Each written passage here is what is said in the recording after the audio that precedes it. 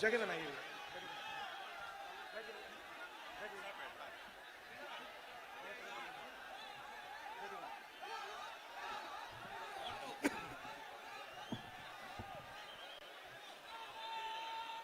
नमस्कार।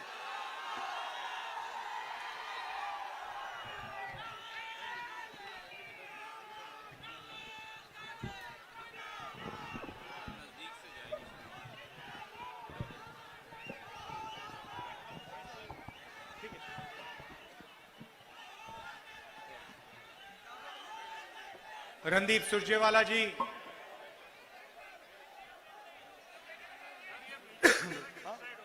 बैठ जाइए, हो जाएगा, सब बढ़िया होगा। रावत जी, बाला बच्चन जी, किराडे जी, राजन मंडलोई जी, मोन्यू सोलंकी जी, मक्खन सिंह सोलंकी जी, स्टेज पे कांग्रेस पार्टी के सब नेता, हमारे प्यारे कार्यकर्ता, भाइयों और बहनों, प्रेस के हमारे मित्रों, आप सबका यहां बहुत बहुत स्वागत, नमस्कार। जोश तो बहुत है भैया आप लोगों में।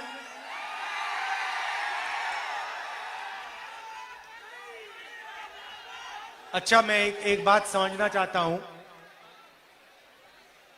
कन्याकुमारी से मैं कश्मीर चला और रास्ते पे हजारों लाखों युवाओं से मैंने बात की। रास्ते में मुझे जब भी मैं किसी से पूछता था क्या कर रहे हो, मुझे जवाब मिलता था हम बेरोजगार हैं। तो मैं शुरुआत में ये समझना चाहता हूं, यहां पे जो युवा आए हैं, आप में से बेरोजगार कितने लोग हो? हाथ उठा के दिखाओ।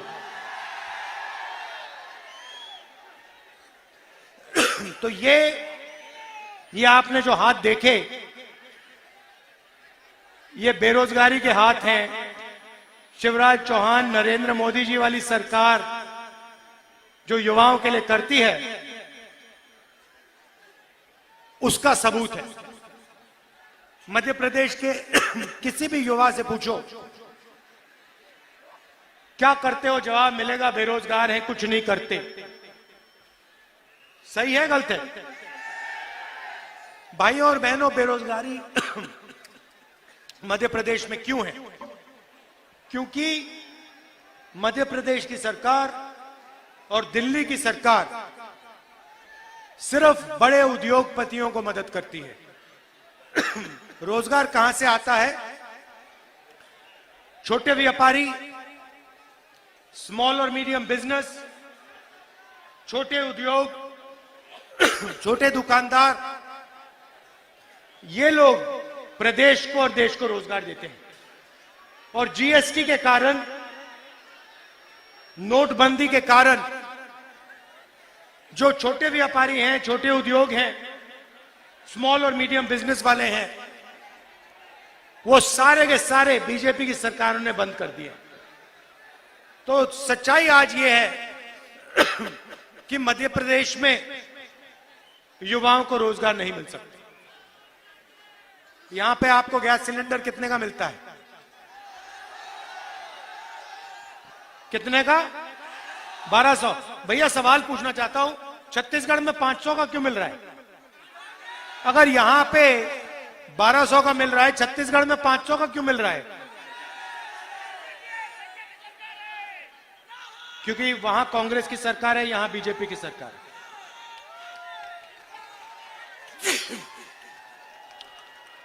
देखिए, कांग्रेस पार्टी की जो सरकारें होती हैं वो गरीबों के लिए काम करती हैं।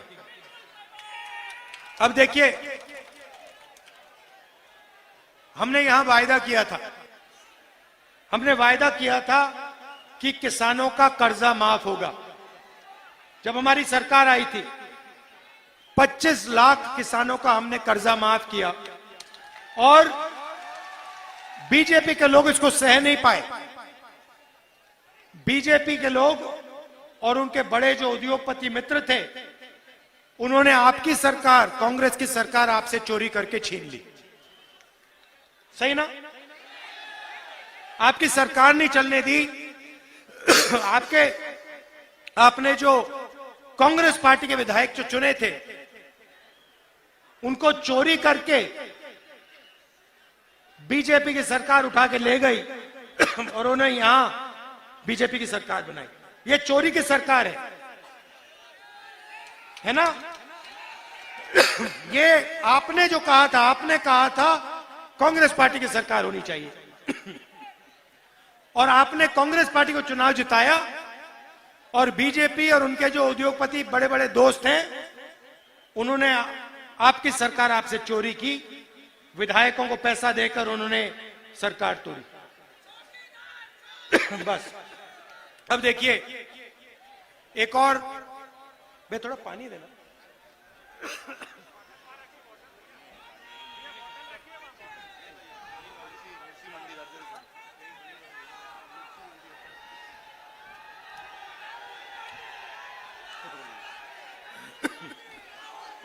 एक और बात,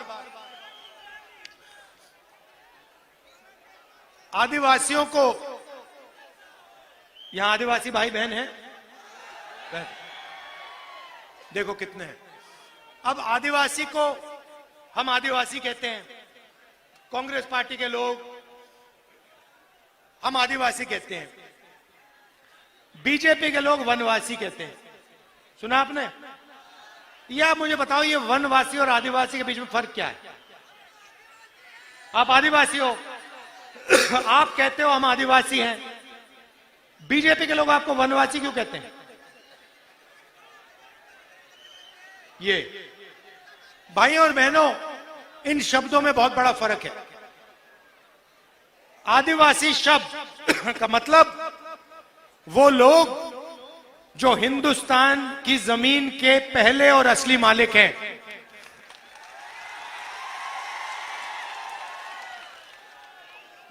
हम आपको आदिवासी इसलिए कहलाते हैं क्योंकि हम जानते हैं कि सबसे पहले आप इस जमीन के मालिक थे और इस जमीन का हक, इस जमीन का अधिकार आपका है, आपका बनता है।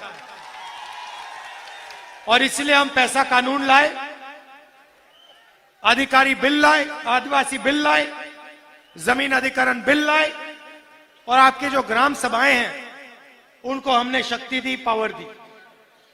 बीजेपी आपको वनवासी कहती है, इसके पीछे उनकी सोच है। वनवासी का मतलब वो लोग जो जंगल में रहते हैं। पता नहीं आपने देखा या नहीं, बीजेपी का एक नेता एक आदिवासी युवा पर पेशाब कर रहा था, वीडियो वायरल हुआ, आपने देखा? आपने बीजेपी के किसी नेता को किसी जानवर पर पेशाब करते हुए देखा है? नहीं देखा। जानवर पर पेशाब करते हुए नहीं देखा, मगर आदिवासी युवा पर पेशाब करते हुए देखा और वीडियो वायरल करता है। वो इतने बेशर्म है, इनकी सोच उस वीडियो में है। वो आपको वनवासी इसलिए कहते हैं क्योंकि वो चाहते हैं कि आप जंगल में रहो, जानवर जैसे जंगल में रहो। आप देख रहे हो आस्ते आस्ते जंगल कम होता जा रहा है। जंगल कम हो रहा है या ज्यादा? कम हो रहा है। जहां भी देखो जंगल कम होता जा रहा है। 15 साल में आपसे कहेंगे देखिए जंगल तो खत्म हो गया, आप वनवासी हो, जंगल खत्म हो गया, आपकी तो जगह ही नहीं रही, अब आप जाओ शहरों में भीख मांगो। ये उनकी सोच है। और हम कहते हैं कि आदिवासियों का कोई भी बेटा हो, बेटी हो, बड़ा सा बड़ा सपना हो उसका, इंजीनियर बनना चाहे, पायलट बनना चाहे, डॉक्टर बनना चाहे, लॉयर बनना चाहे, कुछ भी, उद्योगपति बनना चाहिए, उसकी पूरी मदद होनी चाहिए और उसका सपना पूरा होना चाहिए। यह कांग्रेस पार्टी कहती है।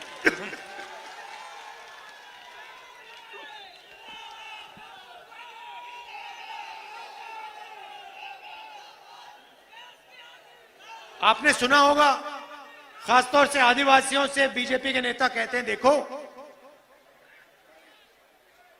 हिंदी पढ़ो, अंग्रेजी मत पढ़ना।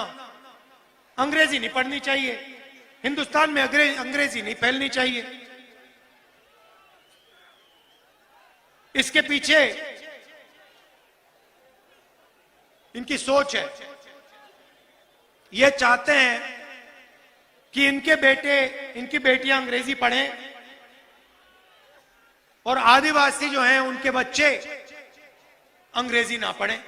अब मैं ये नहीं कह रहा हूं कि हिंदी मत पढ़ो, हिंदी पढ़नी है, मगर हिंदी के साथ अंग्रेजी भी जरूरी है। क्यों? क्योंकि अगर आपको मध्य प्रदेश में काम करना है, मध्य प्रदेश में बात करनी है किसी से, उत्तर प्रदेश में आप जाना चाहते हो, उत्तर प्रदेश में बात करनी है किसी से, तो हिंदी चलेगी। मगर अगर आप देश के बाहर जाना चाहते हो, अगर आप कॉल सेंटर में काम करना चाहते हो, अगर आप इंजीनियर बनना चाहते हो, अगर आप डॉक्टर बनना चाहते हो, अगर आप विदेश जाना चाहते हो, अंग्रेजी चलेगी। तो हम चाहते हैं आदिवासी बच्चे हिंदी पढ़े मगर अंग्रेजी भी पढ़े, कि जो सपना दूसरे लोग देखते हैं वो सपना आदिवासी भी देख पाए। अब देखिए, छत्तीसगढ़ में चुनाव हो रहा है। यहां पे भैया आपको कपास के लिए क्या रेट मिलता है? 5,000 काफी है?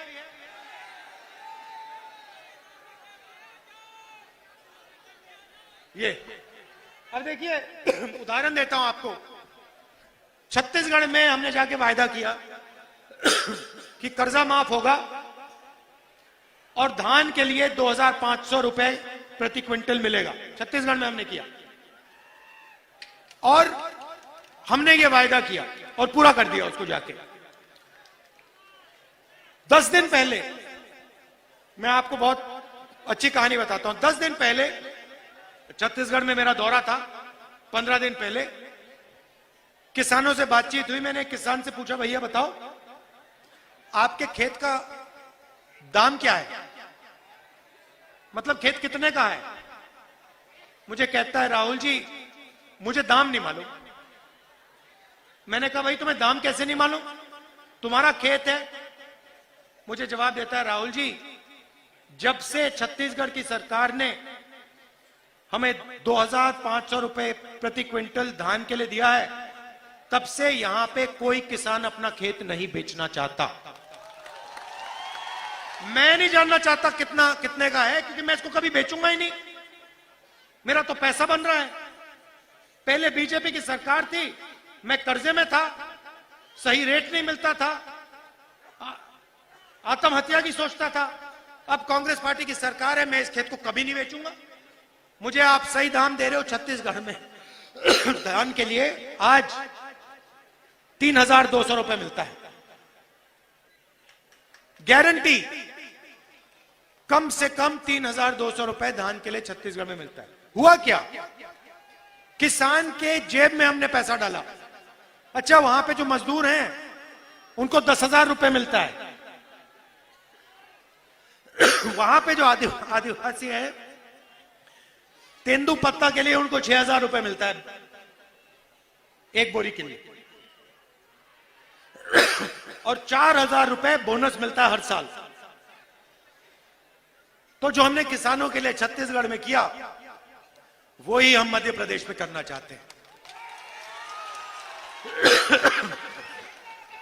क्यों? अगर किसान और मजदूर के जेब में पैसा है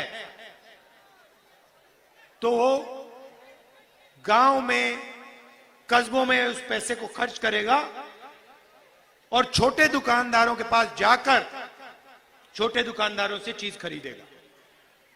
तो क्या होगा? अगर किसान के जेब में पैसा जाएगा, मजदूर के जेब में पैसा जाएगा, तो छोटे दुकानदार के पास भी पैसा जाएगा और पूरी की पूरी अर्थव्यवस्था चालू हो जाएगी। यह छत्तीसगढ़ में हुआ और प्रदेश बदल गया। भाइयों और बहनों, छत्तीसगढ़ में जो किसान है आत्महत्या नहीं करते हैं। मध्य प्रदेश में 18,000 किसानों ने आत्महत्या की है। 18,000। जब से कांग्रेस पार्टी की सरकार आई है, किसान आत्महत्या नहीं कर रहे हैं। यह जरूर है कि बड़े बड़े उद्योगपति इतने खुश नहीं है, वो थोड़े टेंशन लिए हैं, मगर किसान, मजदूर, छोटे दुकानदार, युवा, वो सब खुश हैं। छत्तीसगढ़ में, मध्य प्रदेश में, जैसे अभी मैंने हाथ उठवाया, आधी भीड़ ने हाथ उठा दिया, कह दिया हम बेरोजगार हैं। छत्तीसगढ़ में हम ऐसा सवाल पूछते हैं, बहुत कम हाथ उठते हैं। तो ये हम मध्य प्रदेश के किसानों के लिए, मजदूरों के लिए, आदिवासियों के लिए करना चाहते हैं। अच्छा भैया एक बात बताइए, ये मध्य प्रदेश में भ्रष्टाचार के बारे में थोड़ा बताइए मुझे। ये शिवराज सरकार कितना कमीशन लेती है? 50% कमीशन लेते हैं। अच्छा ये आपने देवेंद्र तोमर लड़का है, इसका वीडियो देखा आपने? देखा? मोदी जी ने इस पर कोई कार्रवाई की? कोई सीबीआई लगी, ईडी लगी, इनकम टैक्स लगा उस पर?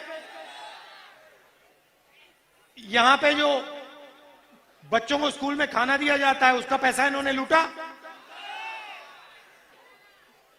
मध्य प्रदेश पहला प्रदेश है जहां पे मरे हुए लोगों का इलाज होता है अस्पताल में। और सबसे बड़ा स्कैम, व्यापम स्कैम, जिसमें इन्होंने आपसे 1 करोड़ युवाओं को नुकसान पहुंचाया और 40 लोगों की मृत्यु हुई। पूरा शिक्षा का सिस्टम था, उसको रद्द कर दिया, उड़ा दिया इन लोगों ने। पटवारी एग्जाम स्कैंडल और एमबीबीएस सीट को बेचा इन लोगों ने। बेचा नहीं बेचा? तो सबसे भ्रष्ट सरकार मध्य प्रदेश की सरकार है। भाजपा सरकार, मध्य प्रदेश की सरकार नंबर 1 भ्रष्टाचार में, सबसे आगे, बेरोजगारी में सबसे आगे, महंगाई में सबसे आगे, भ्रष्टाचार में सबसे आगे। अच्छा, मोदी जी कहते हैं कि पिछड़ों की सरकार है। पिछड़ों की सरकार है। भाई और बहनों, अगर पिछड़ों की सरकार है तो नरेंद्र मोदी और शिवराज चौहान जाति जनगणना से इतना क्यों डरते हैं? जैसे ही मैं स्टेज से शब्द कहता हूं जाति जनगणना, ये कांपने लग जाते हैं। क्यों? क्योंकि वो आदिवासियों को, दलितों को, पिछड़ों को अपनी सच्ची आबादी नहीं बताना चाहते। भाई और बहनों, मध्य प्रदेश को 53 अफसर चलाते हैं। मेरे पास यहां पे आंकड़ा पड़ा हुआ है मेरे सामने, मैं बताता हूं आपको। 53 अफसर मध्य प्रदेश की सरकार को चलाते हैं। ठीक है, सरकार को एमएलए नहीं चलाते। हर बच्चा आईएएस की पढ़ाई क्यों करता है? क्योंकि वो जानता है सरकार को आईएएस के लोग चलाते हैं, आईपीएस के लोग चलाते हैं। तो 53 लोग मध्य प्रदेश की सरकार को चलाते हैं। ये जो अफसर हैं, मध्य प्रदेश का पूरा पैसा है, जो बजट का पैसा है, इसको बांटते हैं। शिक्षा में कितना पैसा जाता है, आदिवासियों को कितना पैसा मिलता है, स्वास्थ्य में कितना पैसा जाता है, ये सारे के सारे निर्णय ये 53 अफसर लेते हैं। ठीक है, अब मैं आपसे सवाल पूछता हूं, 53 अफसर में से ओबीसी अफसर कितने? 53 में से भाई और बहनों एक ओबीसी अफसर है, एक। अच्छा, अगर मध्य प्रदेश की सरकार 100 रुपए खर्च करती है तो ओबीसी अफसर कितने पैसे का निर्णय लेते हैं? 33 पैसे। मतलब अगर मध्य प्रदेश की सरकार का बजट 100 रुपए होता तो ओबीसी अफसर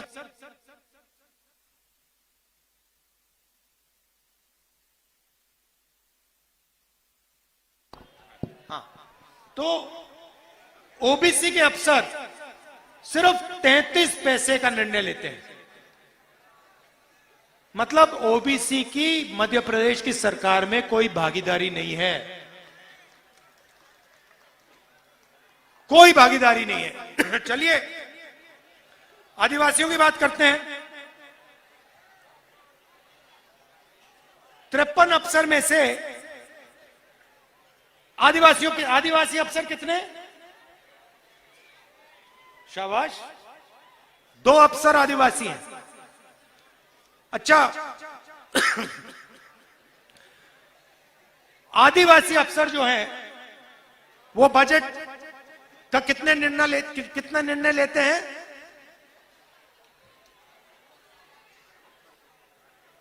कितना? उससे भी कम। ये 70 पैसे कह रहे हैं, 70 पैसे भी नहीं। तो सच्चाई है भाई और बहनों कि मध्य प्रदेश की सरकार को ना ओबीसी चलाता है, ना दलित चलाता है, ना आदिवासी चलाता है। और यह सवाल मैंने उठाया। मैं चाहता हूं कि जाति जनगणना हो जाए और पूरे देश को पता लग जाए इस देश में कितने दलित हैं, कितने आदिवासी हैं, कितने ओबीसी हैं। उसके बाद दलितों को, आदिवासियों को और पिछड़ों को सही भागीदारी मिलनी चाहिए। जितनी आबादी उतनी भागीदारी। आज मानना चाहते और आप नहीं। और ये जिस दिन जाति जनगणना हो गया और आंकड़े आ गए, उस दिन पिछड़ों, दलितों और आदिवासियों की नई तरीके से कहानी लिखी जाएगी हिंदुस्तान में। और जो आपका हक है वो आपको मिलेगा। बीजेपी में और मुझ में एक फर्क है, सबसे बड़ा इस चुनाव में सबसे बड़ा फर्क, वो नफरत फैलाते हैं। जहां भी जाते हैं एक जात को दूसरी जात से, एक धर्म को दूसरे धर्म से लड़ा देते हैं। मैं कहता हूं नफरत के बाजार में मोहब्बत की दुकान खोलनी है। अब भैया, अगर आदिवासियों को की भागीदारी नहीं होगी, अगर सरकार चलाने में पिछड़ों की आवाज नहीं होगी, दलितों की आवाज नहीं होगी, तो मोहब्बत की दुकान कैसे खुलेगी? कैसे खुलेगी? अगर आप लोग सरकार में शामिल ही नहीं हो, आपकी 50% आबादी आप शामिल ही नहीं हो, तो मोहब्बत की दुकान कहां से खुलेगी? खुल ही नहीं सकती। क्योंकि मोहब्बत की दुकान की नींव न्याय है। न्याय होना चाहिए, पिछड़ों को न्याय मिलना चाहिए, आदिवासियों को, दलितों को, जनरल को, सबको न्याय मिलना चाहिए। और आज अन्याय का हिंदुस्तान है। यहां पे 53 अफसर हैं, एक ओबीसी का है। 100 रुपए खर्च होते हैं, 33 पैसे ओबीसी अफसर खर्च करता है। इसीलिए मैं कहता हूं मोहब्बत की दुकान खोलनी है और सब वर्ग को न्याय मिलना चाहिए। हर वर्ग को न्याय मिलना चाहिए, कोई पीछे ना रहे। सारे के सारों को एक साथ मिलकर हिंदुस्तान को चलाना चाहिए। फायदा सबको होना चाहिए, 2-3 चुने हुए लोगों को नहीं। अदानी जी हिंदुस्तान के एयरपोर्ट ले गए, पोर्ट्स ले गए, हर बिजनेस में उनका हाथ है। हर व्यापार में आपको अदानी जी दिखेंगे। मगर अगर यहां एक युवा है जो कोई सपना देख रहा है, आपका नाम क्या है? हाँ, आप नहीं, जो लाल शर्ट वाले, हाँ, गुलाबी शर्ट वाले आप, हाँ हाँ भाई आप, हाँ हाँ, श्रीमान, दीवान। मगर अगर दीवान छोटा बिजनेस खोलना चाहे, अदानी जी के बेटे के लिए बैंक के सारे दरवाजे खुल जाएंगे।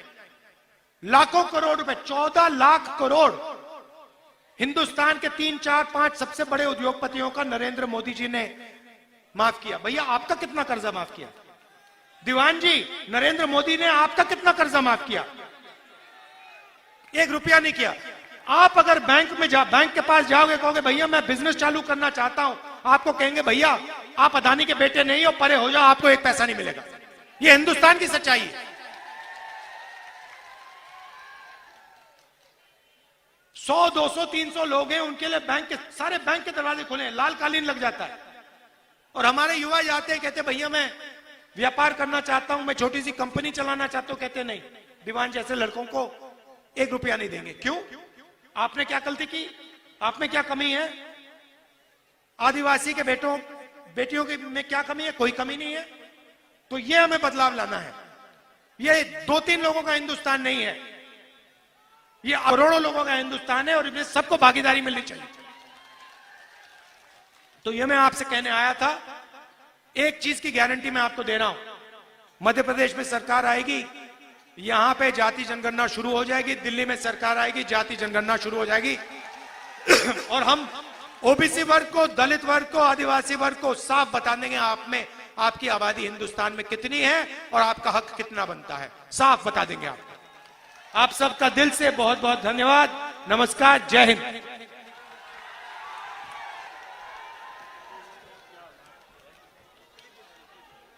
मैं जिला कांग्रेस की ओर से आदरणीय राहुल जी, सुरजेवाला साहब और कांग्रेस परिवार सभी आए हुए साथियों का बहुत बहुत धन्यवाद, आभार प्रकट करता हूं। और जितने भी लोग